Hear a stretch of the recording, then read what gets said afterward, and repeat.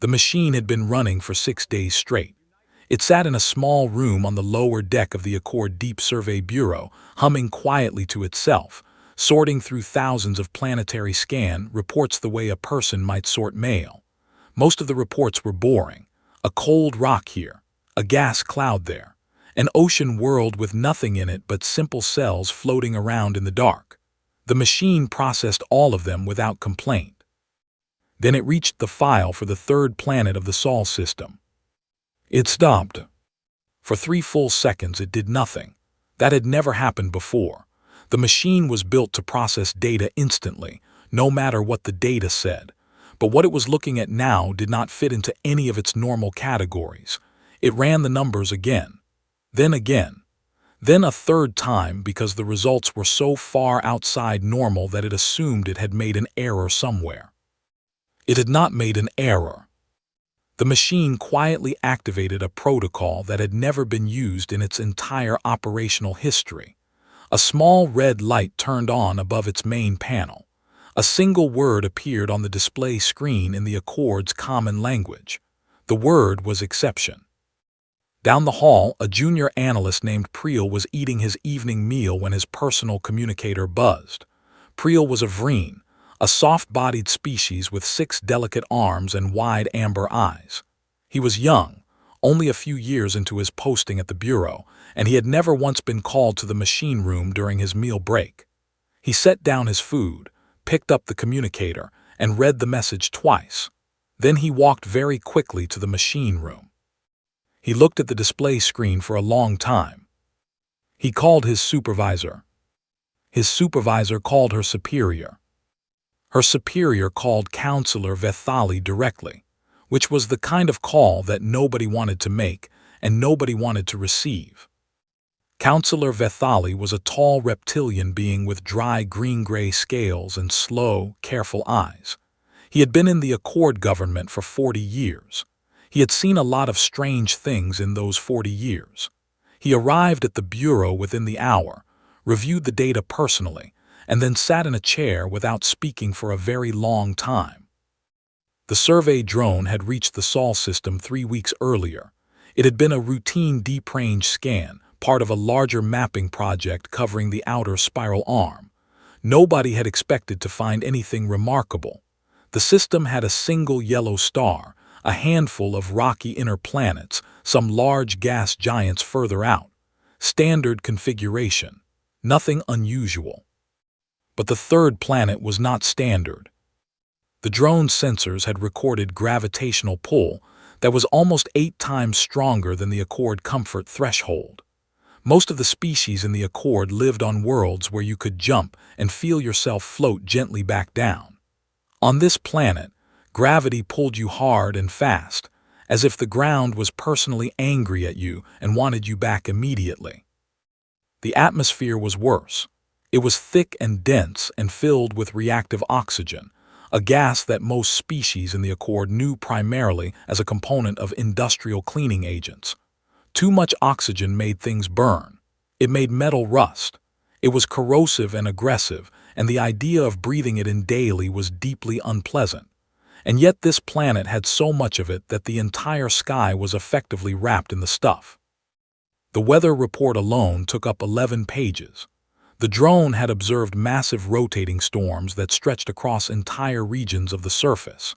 It had recorded what the analysis team carefully described as kinetic ice projectile precipitation, which meant that frozen water fell from the sky at high speed and hit things. It had measured atmospheric electrical discharge powerful enough to kill most known species instantly. It had logged surface wind events that moved fast enough to pick up large objects and throw them. The oceans covered most of the planet's surface and reached depths where the pressure would flatten a standard Accord vessel like a piece of thin foil. The tectonic plates under the surface moved constantly, cracking open, grinding together, producing earthquakes and volcanic eruptions with what the drone logged as alarming regularity. And then there was the life. The planet was covered in it, dense, aggressive, endlessly varied life. The drone had cataloged over 1 million distinct species in just its initial surface scan, and it noted clearly that it had only covered a small fraction of the planet's total area. Every predator on the surface scored in the apex threat range. Not some of them, not most of them, every single one. There were creatures in the oceans larger than Accord patrol ships. There were insects, that carried diseases capable of killing large mammals in days. There were plants that had evolved to trap and digest animals. The biological survey team had included a small note at the bottom of their report that said simply, "We recommend no further investigation." Vethali read all of it. Then he opened the Accord's ancient classification texts, scrolled past Class 12, and found the entry for Class 13. It had been written over 2,000 years ago by a survey theorist who had wanted to prepare the Accord for any possible future discovery. Class 13 was described as a purely hypothetical category, a world so hostile that the development of complex life was considered mathematically impossible. A world that should, by every known rule of biology and physics, be completely empty. He closed the text. He pulled up a blank authorization form and began typing quickly. The Sol system was to be restricted immediately. All survey data was to be classified at the highest level. No Accord vessel was to approach within 50 light-years of the system without direct authorization from the Council. The ban was to go into effect within the hour. He told himself this was a precaution, just a precaution. The planet was dead after all. It had to be. Nothing could live there. He sent the authorization, stood up, and was halfway to the door when the Border Patrol report came in. A small salvage craft had been stopped at the edge of the Accord's outer trade lane, just 3 systems away from the restricted zone. The crew had introduced themselves in a friendly manner. They had offered food. They had asked, politely, if anyone could point them toward the nearest trade post. They had listed their home world in the registration form. Sol I. Vethali stood very still for a moment, then he sat back down. The holding room on Station Verath 9 was clean, comfortable, and completely secure. The walls were smooth pale gray. The temperature was set to what the Accord considered a neutral and pleasant level. There were chairs, a table, a water dispenser, and a small window that looked out onto the docking bay. It was, by any reasonable standard, a perfectly fine room to wait in. Yunji had spent the first 20 minutes of her detention fixing the coolant relay under the floor panel in the corner. Nobody had asked her to. Nobody had even mentioned it. But she had noticed a faint, irregular hum coming from the ventilation system when they first brought her in, and it bothered her, so she had asked the guard if she could borrow a basic tool kit. The guard had been so confused by the request that he had simply handed one over. By the time the Accord officials arrived to begin their formal intake process, Yunji was lying on the floor with her head under the panel, humming a quiet song to herself while she worked. Her 4 crew members sat around the table eating the snacks they had brought. They had offered some to the guards. The guards had declined politely, and then spent several minutes discussing the offer in hushed tones as if it might be some kind of tactic. It was not a tactic. It was dried fruit and a bag of small salted crackers.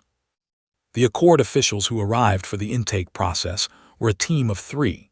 They were from different species, one tall and insect-like with thin jointed limbs, one short and broad with pale fur, and one who appeared to be mostly a floating cluster of soft bioluminescent tissue. They carried data pads and wore the dark gray uniform of the Accord Border Processing Division. They had clearly prepared for a standard contact scenario. They had not prepared for Yunji. She climbed out from under the floor panel, wiped her hands on the side of her jacket, and greeted them with a pleasant nod. She told them the coolant relay was working properly now, that they were welcome, and then she sat down and asked what they needed from her. The intake process took 4 hours, not because the questions were complicated, but because every answer Yunji gave produced 3 more questions that the officials had not anticipated. She answered everything calmly and honestly. When they asked about her home world, She described it the way someone might describe a place they loved very much. She talked about the coastline near the city where she grew up. She talked about the way the sky looked before a big storm came in, all green and heavy and alive. She talked about the food and the seasons and the way her grandmother's house always smelled like something warm and good. The bioluminescent official's glow dimmed noticeably as she listened. The physiological scan team arrived the next morning. They were polite and professional, and clearly trying very hard not to show how disturbed they were by their own results. The report they sent to Vethali ran to 37 pages. He read it standing up, which was something he only did when the contents required him to physically brace himself. Human bone was dense and impact-absorbent in a way that no natural evolutionary process should have produced on a Class 1 or 2 world. It made sense, the report noted, on a world with extreme gravitational pull and large aggressive predators. The skeletal structure was essentially built to survive being hit very hard by large things, repeatedly. The musculature was built on a system of stored explosive energy. Humans could move in short bursts with a level of speed and force that their resting appearance did not suggest at all. One of the scanning technicians had asked Yunji, as a casual aside, if she could demonstrate her grip strength on a standard pressure gauge. She had agreed cheerfully. The gauge had to be replaced. Their internal thermal regulation was the part that bothered the medical team most philosophically. Humans maintained a constant internal body temperature regardless of external conditions. They could function in cold that would slow most species to a halt, and in heat that would cause organ failure in the majority of Accord member species. They did this automatically without thinking about it, the same way someone might blink.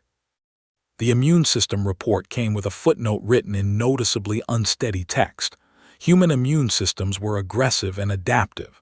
They attacked foreign biological material with what the report described as remarkable hostility. They also, on occasion, attacked the human body's own tissue. The humans had a name for this. They called it an autoimmune condition. They had developed medicine to manage it. They had done this calmly, the way you might fix a leaky pipe. They experienced fear. The neurological scans confirmed it clearly. The fear response in a human brain was real and strong and biologically identical in function to the fear responses seen across dozens of other species. But there was a second process that ran alongside it, a cognitive override that humans could engage voluntarily, that essentially told the fear to wait while they did what needed to be done anyway. The report did not have a scientific term for this. One of the team members had written the word stubbornness in the margin, and then crossed it out and then written it again.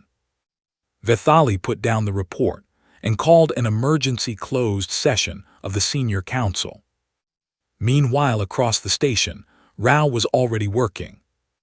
He had been stationed on Varath 9 for 3 months as part of a quiet diplomatic exchange program, technically listed as a cultural liaison, technically meaning that nobody was entirely sure what he did, but he always seemed to know exactly what was happening and exactly who to talk to about it. He was a lean, unhurried man with calm, dark eyes and the kind of patience that made bureaucrats nervous, because it suggested he was perfectly willing to wait longer than they were. He had heard about Yunji's crew within an hour of their detention. He had already pulled the relevant procedural codes, identified the correct filing pathway for an informal release review, and drafted 3 separate documents that he was prepared to submit to 3 separate offices simultaneously if the first approach stalled.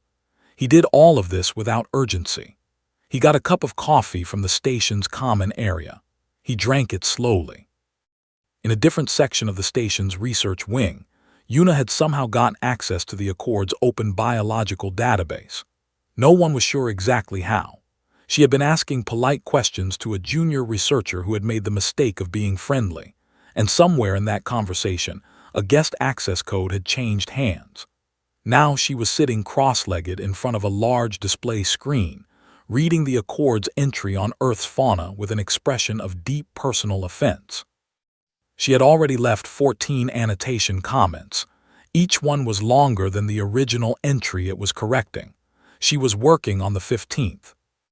Outside the window of the holding room, the stars were very still and very quiet. Inside, Yoonji was teaching one of the guards a card game. He was losing badly. He didn't mind. He was too busy trying to understand how she was smiling that much in a detention room, and whether that was normal, and whether he should be more worried about it than he currently was. He decided he probably should be. The grand deliberation hall of Solemni's Cradle was the largest room on the most important station in the known galaxy. Its ceiling rose so high that the upper sections were slightly hazy with distance. The walls were lined with the flags and banners of every Accord member species, over 4,000 of them, layered and overlapping in a way that had long stopped being organized and had simply become tradition. The floor was a deep polished black. Sound moved through the hall in a way that made every voice feel significant, which was either inspiring or deeply uncomfortable depending on what you were about to say. Tiang had been in worse rooms. He walked to the human delegations table at the center of the floor with the same energy a person might bring to a moderately important work meeting. He set down his folder. He poured himself a glass of water from the pitcher on the table. He looked around the hall once, calmly, taking in the several hundred Accord officials and observers filling the seats above, and then he sat down and waited for the proceedings to begin. Behind him, Rao took the seat to his left. Diho took the seat to his right. Diho had his hands folded on the table and his eyes slightly forward, the way a person sits when they have spent many years being trained to look calm in rooms that other people found frightening. It was a very effective look. 3 of the nearest Accord observers had already shifted uncomfortably in their seats without fully understanding why. The Accord's lead presenter was a senior official named Counselor Marin, a tall species with pale, translucent skin and long fingers that she pressed together when she was making an important point. She had prepared for 2 months. Her presentation was thorough, clearly structured, and delivered with the full weight of the Accord's legal and scientific authority behind it.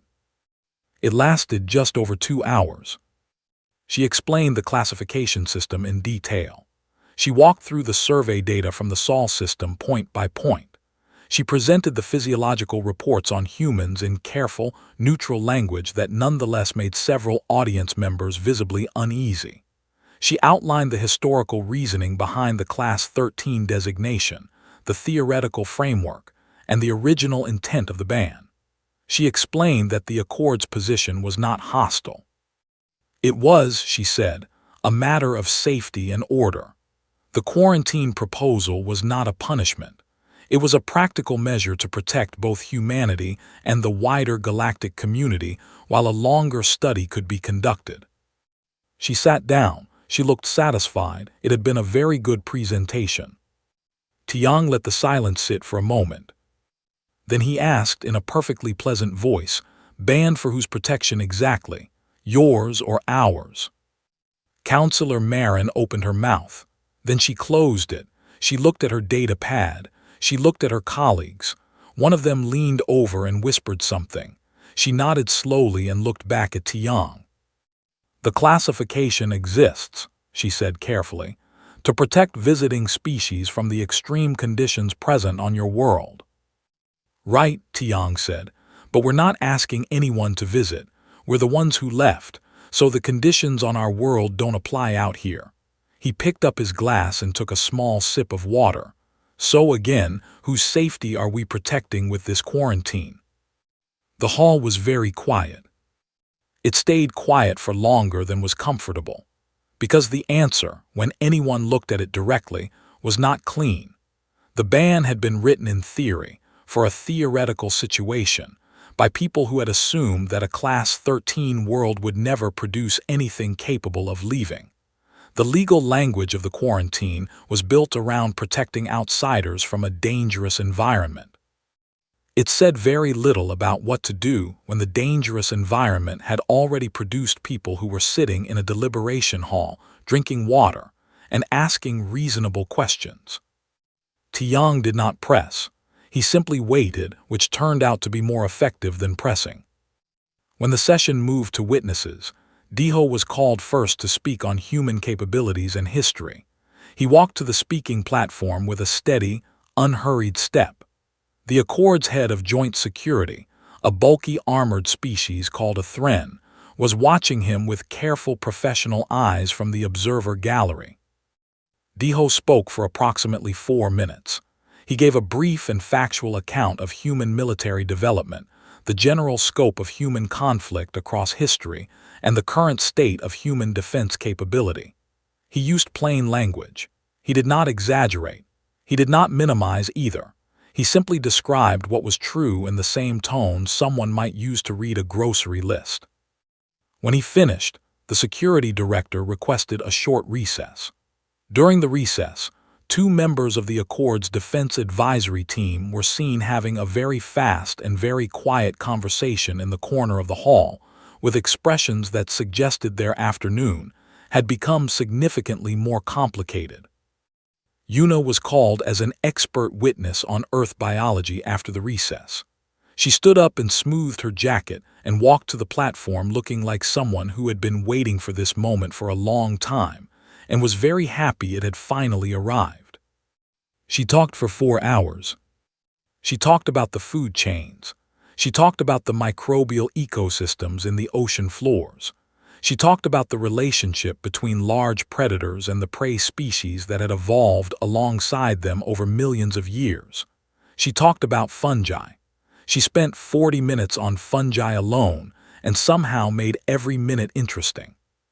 She brought up the immune system data and explained, with genuine enthusiasm, how the human body's occasional tendency to fight itself was actually a sign of an extraordinarily active and powerful biological defense network operating at a level most known species simply didn't have. She talked about parasites. She talked about viruses. She talked about the specific evolutionary pressures that had produced human pain tolerance, healing speed, and stress response. At one point, she paused to acknowledge that some of this information was concerning from the outside and said cheerfully that she completely understood why it looked that way, and then kept going. 3 Accord scientists in the observer gallery had stopped taking official notes and were just listening. One of them had forgotten about dinner entirely. Another had quietly asked a colleague to forward him everything Yuna had submitted to the biological database, including the annotations. By the end of the day, the hall felt different than it had in the morning. The Accord had come in with a clear plan and a clear position. That position had not been defeated. It had simply been made to feel much smaller than it had seemed before the humans sat down. Vethali watched from his seat in the senior council row. He had not spoken all day.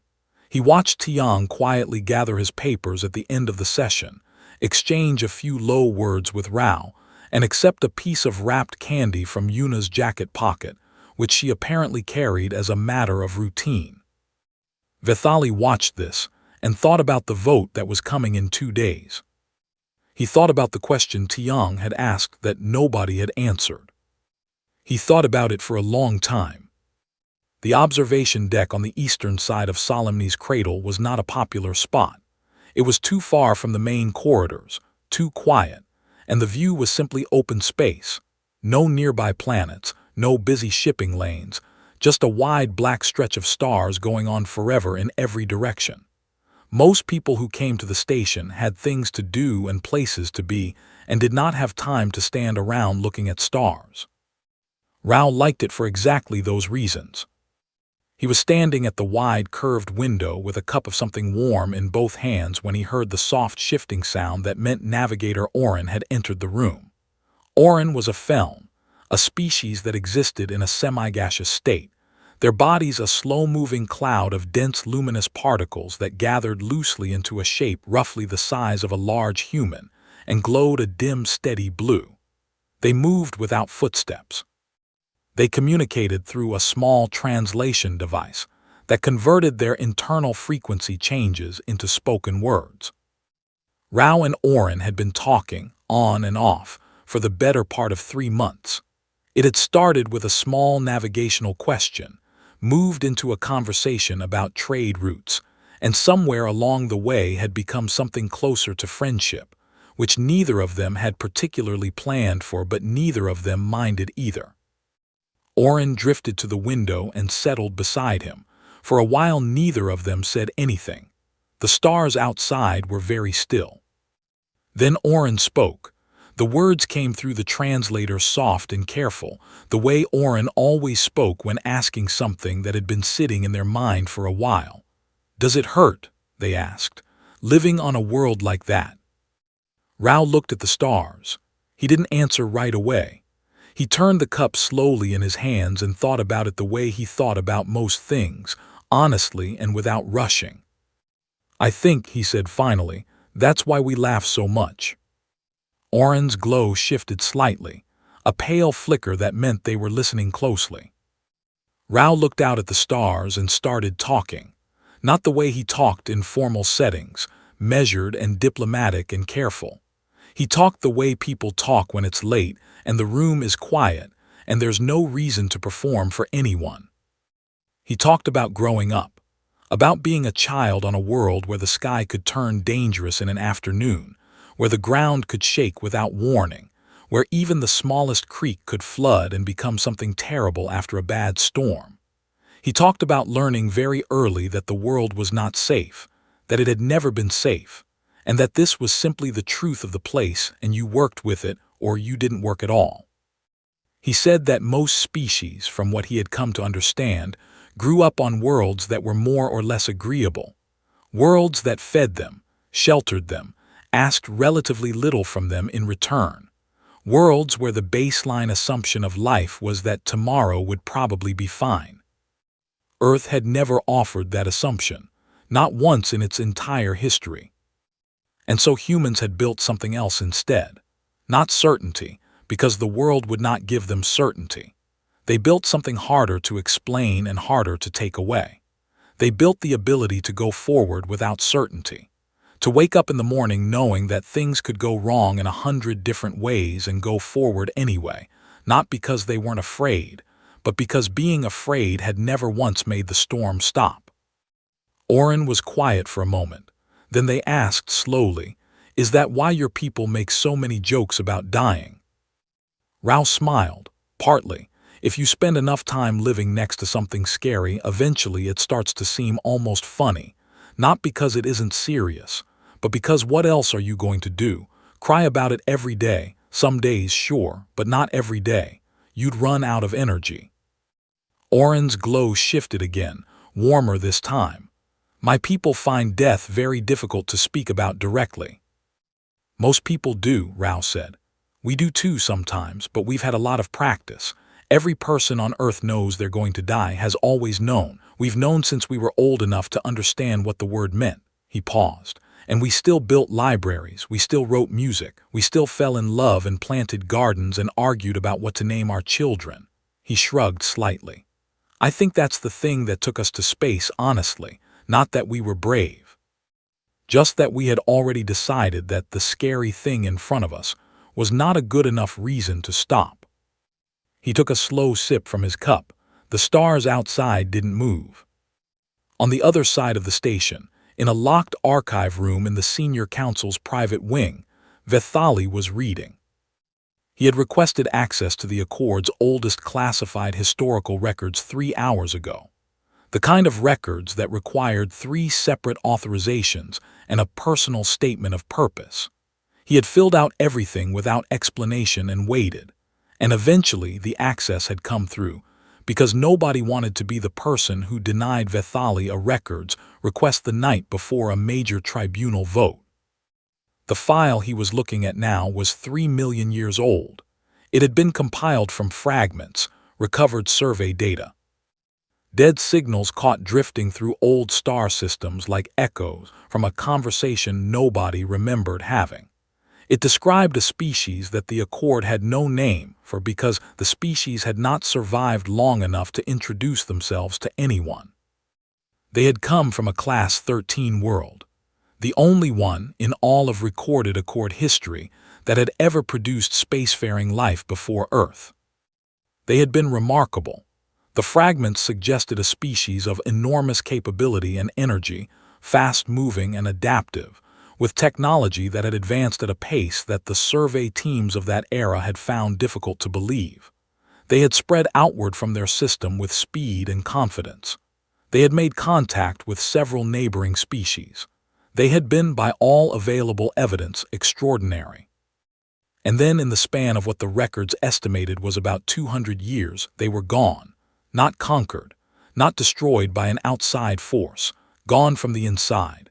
The fragments didn't agree on the details, but the general shape of what had happened was clear enough.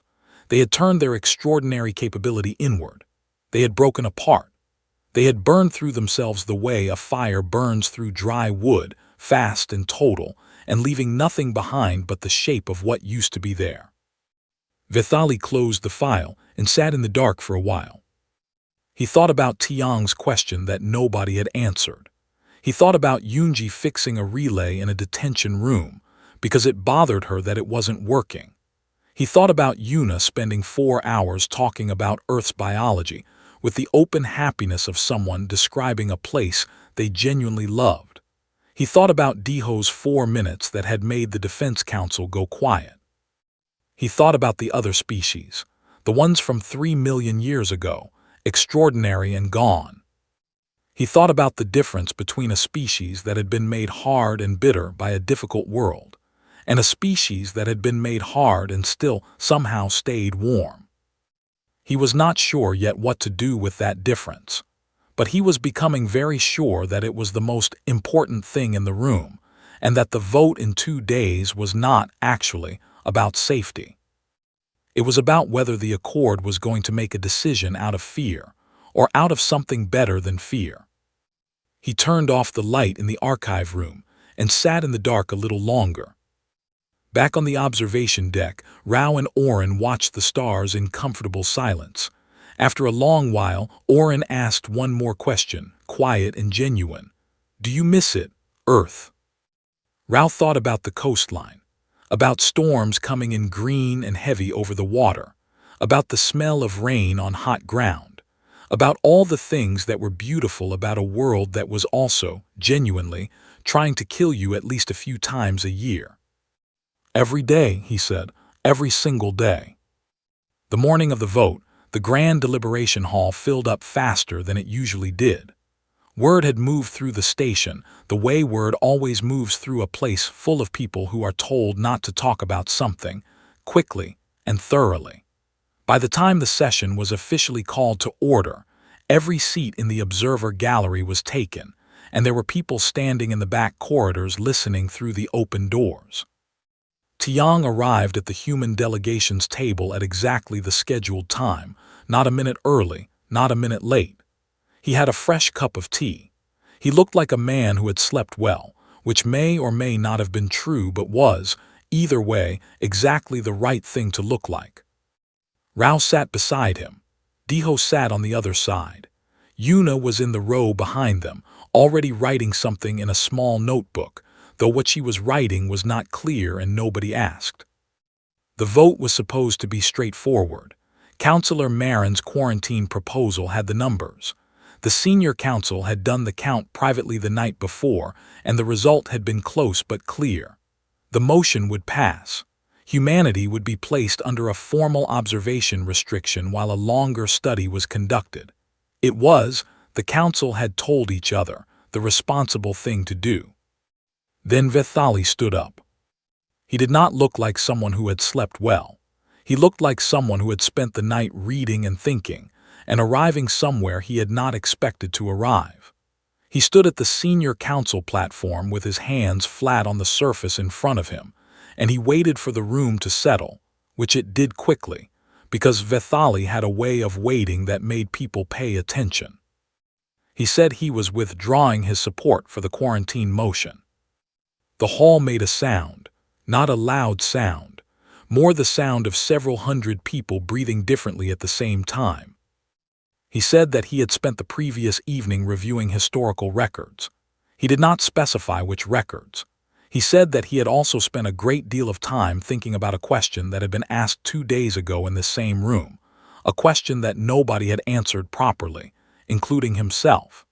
He said that the Accord had built its position on a fear that was real and not unreasonable, but that fear alone was a poor foundation for a decision this significant. He proposed, instead, a new classification. Class 13E. The E stood for exception, not because Earth was less dangerous than the survey data said. It was exactly as dangerous as the data said. The exception was not about the planet. It was about what the planet had produced. A world that by every known rule should have been empty had instead grown a species that was sitting in this hall right now, drinking tea and waiting patiently. And that species had come here not because they were forced to, not because they were fleeing anything, but because they had looked out at the stars and decided they wanted to know what was out there. That, Vethali said quietly, was not something the Accord's existing classifications had language for, so they needed new language. The vote on the quarantine motion failed, narrowly, with significant dissent recorded from 7 member species who filed formal objections that would sit in the Accord's legal archive for the next several hundred years. The vote on the Class 13E proposal passed, also narrowly, also with significant dissent. It was not a clean victory. Nobody in the hall pretended it was, but it was real, and it held, and when the session was formally closed and the result was entered into the official record, humanity became the only species in the Accord's 4,000-member history to hold the exception classification. The membership treaty that followed was long and carefully worded in ways that told you exactly what the Accord was still uncertain about. There was a clause buried in the middle of the document, in small, careful legal language, that said no Accord member was permitted to direct or deploy human individuals or groups as a military instrument against another member state. The clause did not say why. It didn't need to. Everyone who read it understood why. Tiang read the full treaty in one sitting, made 3 small amendments that the Accord's legal team accepted without argument, and signed it with a plain black pen he had brought from home. Afterwards, in the corridor outside the hall, Vethali found himself walking in the same direction as Rao. They moved in silence for a moment, which was not uncomfortable exactly, just careful. Then Vethali said, without looking over, that he hoped the Accord had made the right decision. Rao considered this for a moment. "I think you made an honest one," he said. "That's usually close enough." Vethali made a sound that might have been a short, quiet laugh. He walked away down the corridor and didn't look back. Yunji got the news about the treaty on her ship, 3 days out from the station, halfway back to her usual salvage route. She read the official notification on her communicator, nodded once to herself, and went back to the engine calibration she had been in the middle of. Later that evening she taught Oren, who had joined her ship temporarily as an observer for the Accord, how to play a card game. Oren was not naturally suited to hiding information, being a semi-transparent, luminous cloud, but they were trying their best and Yunji told them they were getting better, which was kind and also partially true. Yuna received her formal research appointment from the Accord's Biological Sciences Division 6 days after the vote. The appointment letter said she would be given access to their database to continue contributing updated information on Earth species. It did not fully anticipate that she would also begin updating entries on 47 other planets whose files she had read while waiting for her own access to be approved, and that her annotations on those entries would be, in several cases, more complete than the original surveys. No one told her to stop. She kept going. Diho declined the Joint Defense Council's invitation politely. He told them he would think about it. He did not tell them what he was thinking about. The Defense Council spent the following weeks in a state of low-level uncertainty about what that meant, which was, in a way, its own kind of answer. Tiang gave a short address to the Accord floor before the human delegation departed. He thanked the Accord for their time. He said he understood this had not been an easy process for anyone. He said humanity was genuinely glad to be here and genuinely intended to be good neighbors, and that he hoped over time the Accord would find that being good neighbors with humans was not something to be frightened of, just something to get used to. He said Earth was beautiful this time of year, and that the invitation to visit was open to anyone who was interested. He said it warmly and meant it completely. The Accord's official record of the session noted that no members formally accepted the invitation. On the observation deck, on the last evening before the human delegation's ship departed, Rao stood at the wide, curved window one more time. Oren drifted in beside him after a while, their blue glow soft and steady in the dark. They stood in silence for a while, the way people stand when they've said most of what there is to say, and what's left doesn't need words. Then Oren spoke, quiet and honest the way they always were. They're still afraid of you, even now, even after everything. Rao nodded slowly. He didn't argue with it, it was true. They're afraid of what you came from, Oren said. Rao looked out at the stars, the long black stretch of them going on in every direction, further than anyone could follow. He thought about Earth, about the storms and the seasons and the strange, fierce beauty of a world that had never once made anything easy, about everything that world had built into people over millions of years, quietly, the way water shapes stone, not breaking them, shaping them. I know, he said. Oren's glow flickered gently. Aren't you afraid of where you came from? Rao was quiet for a moment. The stars didn't move. The dark stayed dark. Everything was still and very far away. Then he smiled. I'm from there, he said. There's nothing left to be afraid of. The ship departed the next morning. The station's observation feeds tracked it until it cleared the outer marker, and then it was just a small light moving through all that dark, getting smaller, until it was gone and there was nothing left but the stars, and the quiet, and the long, slow memory of a question nobody in the Accord had managed to answer, sitting in the room long after everyone had gone home.